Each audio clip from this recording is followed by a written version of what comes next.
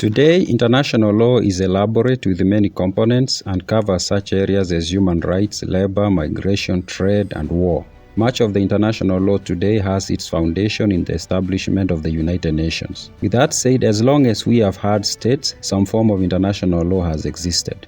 In this video, I explore some aspects of international law that existed 2,500 years ago, especially as told by the Roman historian Livy. I welcome you to my YouTube channel where I explore ancient texts. The ancient texts I explore in this channel are those that have been around for thousands of years. At the moment, I'm going through From the Founding of the City by Titus Livius or Livy. This is a collection of books that covers the history of Rome from its founding by Romulus in the 750s BCE to the time when Augustus was emperor, which was close to 0 AD. If you have not subscribed, subscribe so that you do not miss any of the videos I publish. Reading through Livy's books, you get the impression that a significant amount of the interactions that ancient Rome had with its neighbors were wars. In fact, it is almost like for over 700 years, all Rome did was fight. With that being the case, Rome had some form of organized interaction with its neighbors, both in war and outside of war. Indeed, in peace and during war times, Rome and its neighbors observed international law, which Livy calls the law of nations. It was not as complex as what we have today, but it served more or less the same purpose. One of the biggest pillars of the law of nations was the respect for the office of envoys or ambassadors. Most states around Rome seemed to have committed to never harming ambassadors even during times of war. Whenever a state broke this law, it risked being abandoned by its allies and the gods. Indeed, harming ambassadors was considered a crime against the gods. Livy does describe incidents where states chose to harm envoys sent to them with repercussions. At one time, 4 Roman ambassadors were killed in Fidenae, an Etruscan town, when they went to find out why it had chosen to form an alliance with Veii at the expense of Rome. Livy writes, Fidenae, where a body of Romans was settled, revolted to Lars Tolmunius, a king of Veientines. The revolt was made worse by a crime.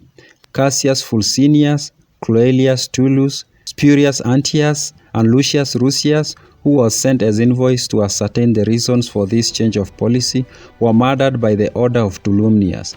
Some tried to exculpate the king by alleging that while playing at dice, he made a lucky throw and used an ambiguous expression which might be taken to be an order for death, and that the Fidenates took it so, and this was the reason of the death of the envoys.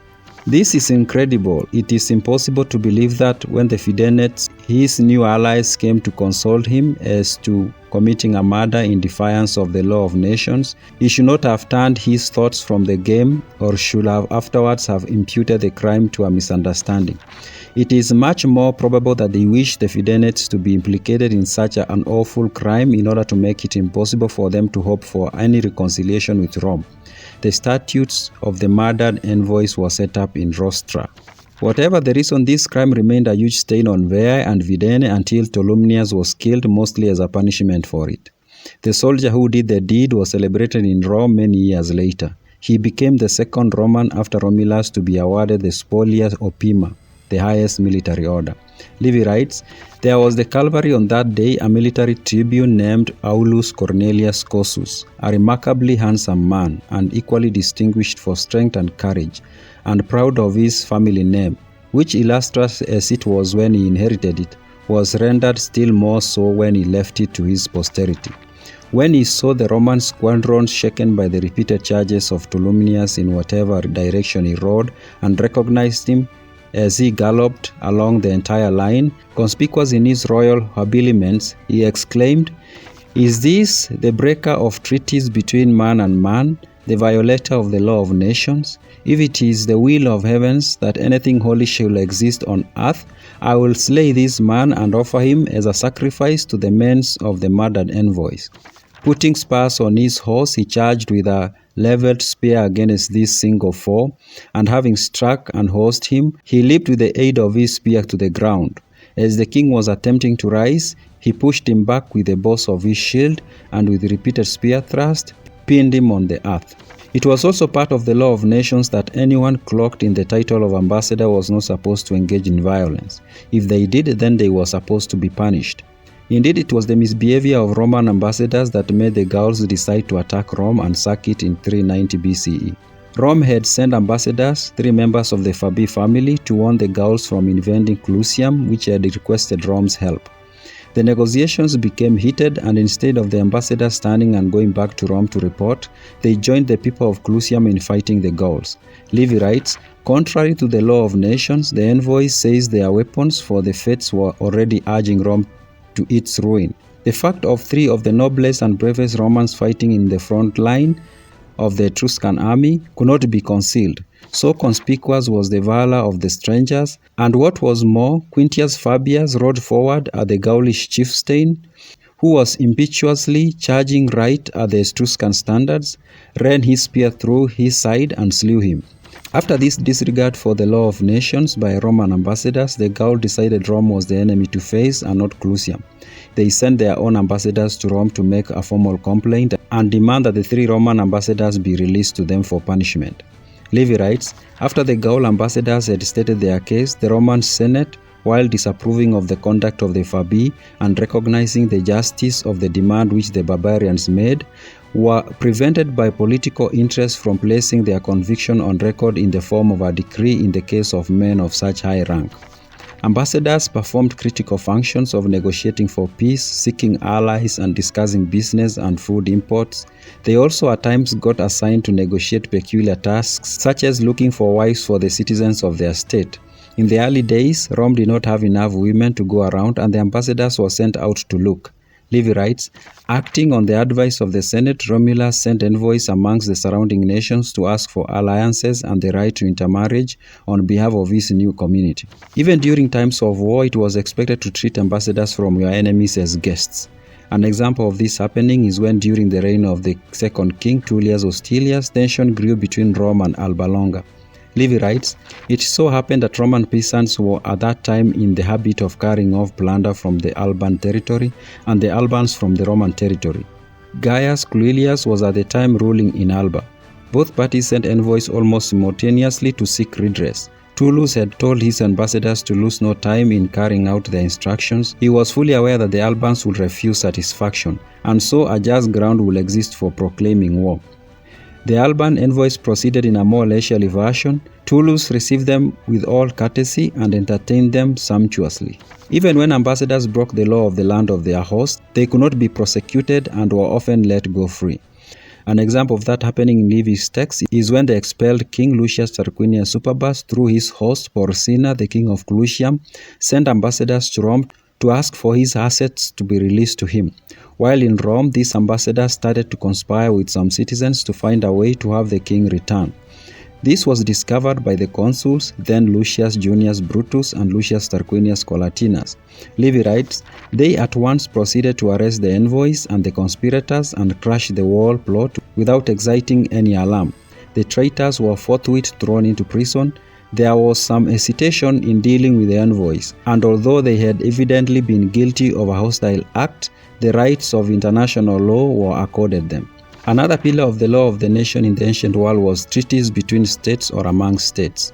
Livy tells us that Rome signed many treaties with its neighbors, ranging from alliances meant to defend one another to promises of food supply during times of famine. Such treaties were considered to be ordained by the gods. The counterparties, for the most part, maintained them for the fear of the gods. When there was a revolt by slaves in Rome in 460 BCE, Tusculum, which had a treaty with Rome, did not wait for a formal request for support. Livy writes, the same night messengers reached Tusculum with the tidings of the capture of the citadel, the seizure of the capital, and the generally disturbed state of the city. Lucius Mamilius was at that time the dictator of Tusculum. After hurriedly convening the Senate and introducing the messengers, he strongly urged the senators not to wait until envoys arrived from Rome begging for help. The fact of the danger and the seriousness of the crisis, the gods who had watched over alliances and loyalty to treaties, all demanded instant action. Never again will the gods vouchsafe so favorable an opportunity for conferring an obligation on so powerful a state or one so close to their own doors. Also, there were times when two states in a conflict reached out to a third to act as an arbiter. At one time, the cities of Aricia and Ardea had a long-standing dispute over territory. Since both of them were allies of Rome, they came to Rome for arbitration. The case was brought to the public assembly where both parties presented their case, at the end of which the people voted and ruled who won. Ardea lost, and for a short while it ceased its alliance with Rome. It is also true that the ancients did observe some rules of war. For example, it was generally agreed that continuing to attack a defeated enemy was unacceptable. Livy writes the following about the fall of Veii, one of Rome's greatest enemies. At length, after a great carnage, the fighting slackened, and the dictator ordered the heralds to proclaim that the unarmed were to be spared. He put a stop to the bloodshed. Those who were unarmed began to surrender, and the soldiers dispersed with the dictator's permission in quest of booty. Livy also describes a situation during the war with the Etruscans in the 380s BCE. A tutor in the enemy city took the keys of the nobles and delivered them to the Roman dictator Marcus Furius Camillus, hoping to get a reward. The dictator had him tied and sent back to his city to be punished for betraying it. Livy quotes Camillus stating the following: "You, villain, have not come with your villainous offer to a nation or a commander like yourself. Between us and the Etruscans there is no fellowship based on a formal compact as between man and man, but the fellowship which is based on natural instincts exists between us, and will continue to do so. There are rights of war as there are rights of peace, and we have learned to wage our wars with justice, no less than with courage. We do not use our weapons against those of an age which is spared even in the capture of cities, but against those who are armed as we are." Indeed, many of the aspects of the international law of the ancient world are similar to what we have today. Countries still sign treaties, including for security cooperation. Ambassadors in the modern world are not arrested or prosecuted when they break the laws of their host countries. Indeed, they are not supposed to be armed in any way, even during war. If you found this video interesting, take a moment to strike the like button. I also welcome your comment. See you in the next video.